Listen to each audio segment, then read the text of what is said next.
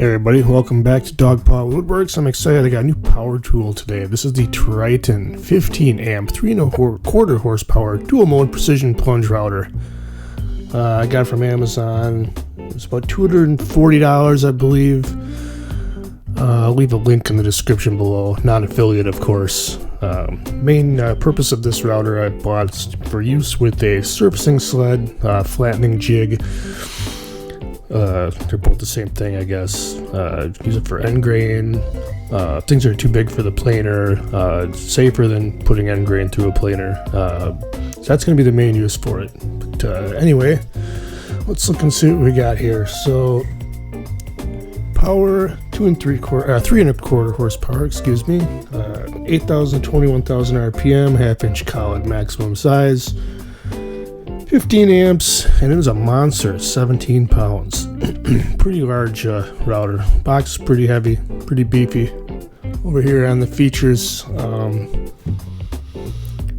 says here single button switches for plunge and fixed base routing, rack and pinion height adjustments, and then we've got a micro winder. It says micro winder enables continuous fine depth adjustment throughout the full plunge range. Looks like it's got a crank handle for downside up use in a router table, and then it says here electronic constant speed adjustment to keep it up to speed under load. Anyway, let's get the box open here, see what we got. Alright, up on the top here, so we got our collet wrench. I'm assuming that's what that is. I'm not very familiar with this router. Don't know anything about it, so I'm kind of flying blind here. Crank handle, obviously, for use with the router table. Got the collet. I'm assuming one's half-inch and one's quarter-inch. Pretty obvious. They're really oily. Got a lot of machining oil or something on them. Make sure you clean that off. Nice to have both sizes. Generally, I'm using a half-inch shank bit with this router, though, for safety purposes. It's a fence or edge guide of some sort. Yeah, I take the top off here.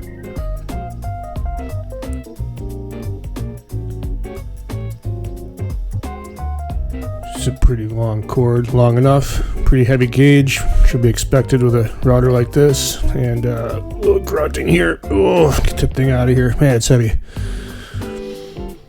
This is the router itself.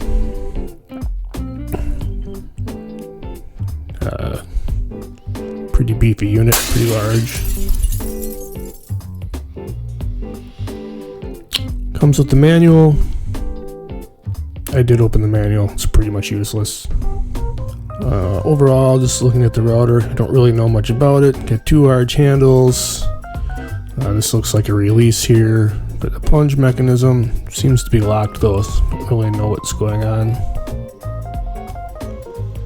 Generally, moving the lever will release the plunge mechanism. Get your speed dial. Oh, thought that was a knob, but it's not. Here's your micro adjustment knob right here to adjust it up and down.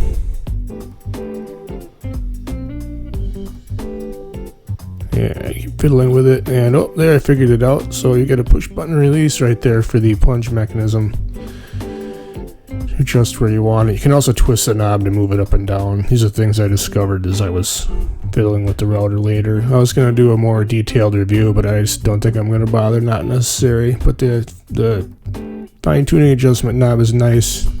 Down here you got positive stop. You can set that for your max depth, whatnot. Be really handy if you're doing something like a juice groove or something like that. You can sneak up on the depth. You got dust collection shroud. You got a port on the side. Also kind of acts as debris shields too. And you got base plate nuts to hold the base plate on. It's like some kind of phenolic base plate. It's a full round base plate. It's pretty easily removable. You had to take it off. Got removable brushes. The spring for the plunge mechanism is removable. All in all, pretty good sized router. Pretty impressed with it. I think it's going to be great. I'm going to use it for surfacing, and should be a pretty good tool, but I'm super excited to get it in use. I got bit coming and bit extension coming for it, whatnot, so I'm gonna do another video once I get it going. Anyway, that's my unboxing of the Triton 3¼ horsepower router. I appreciate you watching, and we'll see you in the next video. Thank you.